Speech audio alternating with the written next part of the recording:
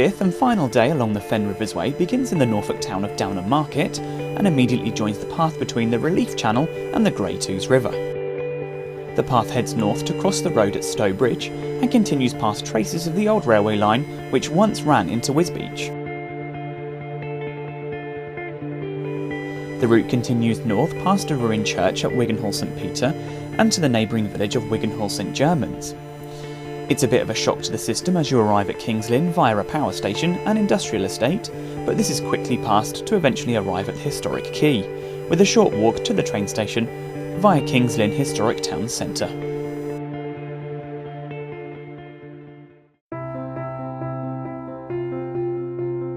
Within minutes of leaving Downham Market, the Fen Rivers Way is once again reunited with the Great Ouse River, which will remain in company for the remainder of my journey to Kings Lynn. Unlike previous days walking, today the path is flanked by wide rivers on both sides, and will continue like this for some 7 miles. The path is obvious as I stick close to the Great Ouse, and an absolute joy to walk as the surrounding marshes and waterways are alive with all manner of wildlife. As you stride out along the riverbank, keep a keen eye on the rippling waters as oyster catchers, redshank and numerous species of ducks and gulls can be seen along this stretch.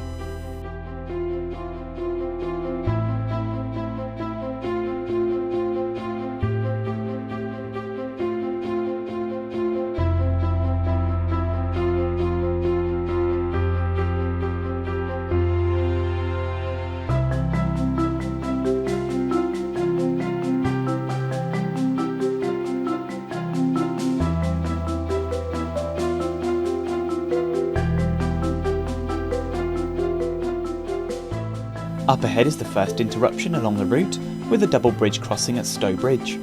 There is a chance to grab some afternoon lunch from the Heron Free House just between both bridges if you set off later in the day.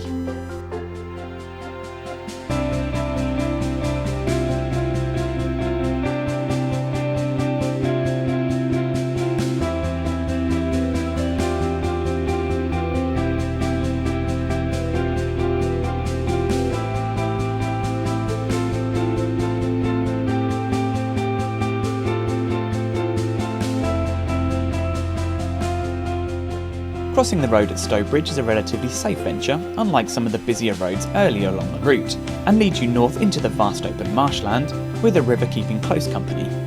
It's about 3 miles until the next encounter with civilization at the little village of Wiggenhall St Mary Magdalene.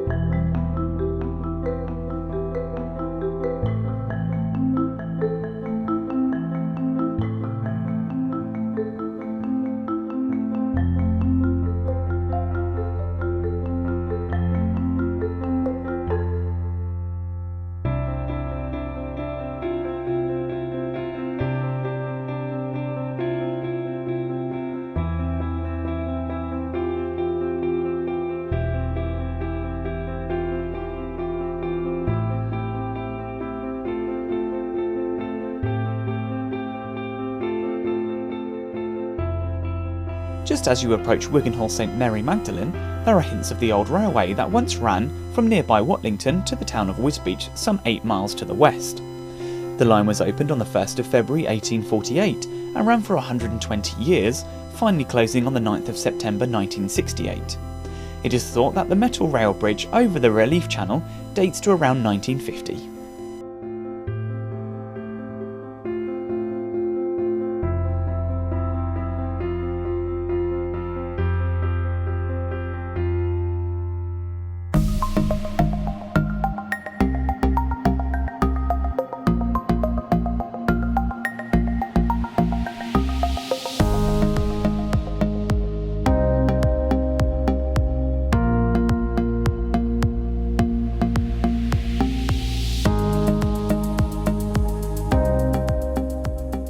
After passing Wiggenhall St Mary Magdalene, the path enters the tiny hamlet of Wiggenhall St Peter. The spectacular ruined church of St Peter sits directly next to the flood bank and dates back to the 15th century. Strangely, the church has only recently left to ruin, as there are photographs from the 1920s showing the church largely intact.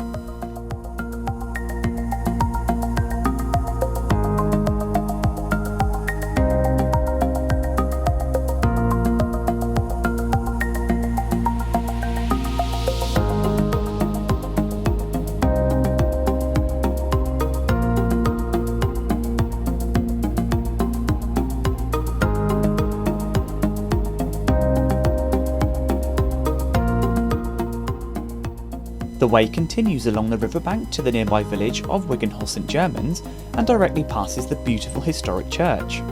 St Germans, also known as St Germanus or St Germain, is unique, being the only church dedicated to this saint in Norfolk. The church hints at its Norman origin, with the tower being the earliest remaining part dating to the 13th century. The Crown and Anchor pub sits directly alongside the church and is perfectly located to stop for some riverside lunch before continuing the final push to Kings Lynn.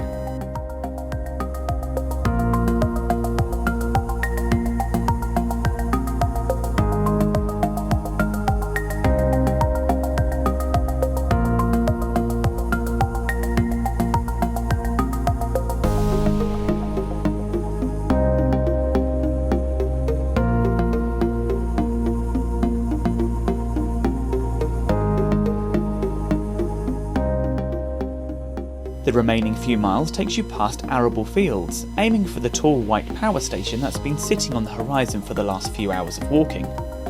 It's a bit of a shock to the system, going from broad open countryside to stark industrial estate within the space of a few minutes, but once you're on the other side of the roaring A47, the historic delights of Kings Lynn lay just ahead.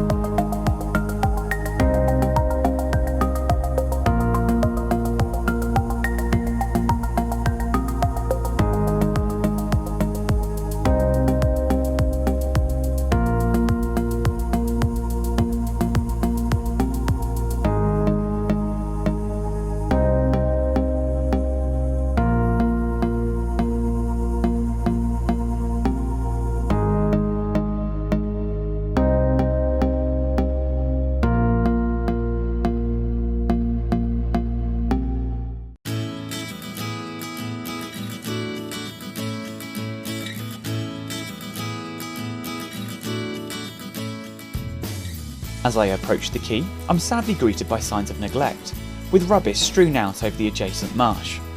Thankfully, this has quickly passed and the quay is finally reached, and the end of the Fen Rivers Way. Officially, the route finishes opposite the Marriott's warehouse, which dates back to the 16th century and overlooks the vast harbour that once even had its own harbour railway.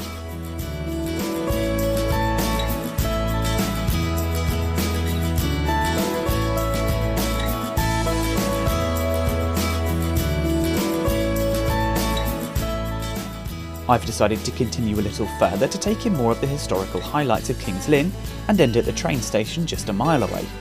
The first of these historical treats is the spectacular Guildhall and Town Hall, with parts of it dating back to 1422.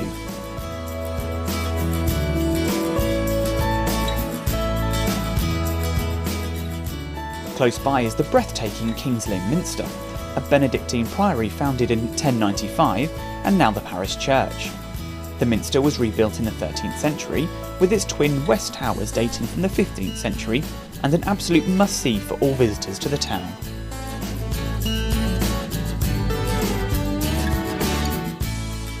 A short walk from the minster is Greyfriars, with the best surviving example of a mendicant tower and passageway in the country. The remains date to the 13th century, and within the Greyfriar Gardens there is also a late Saxon stone cross.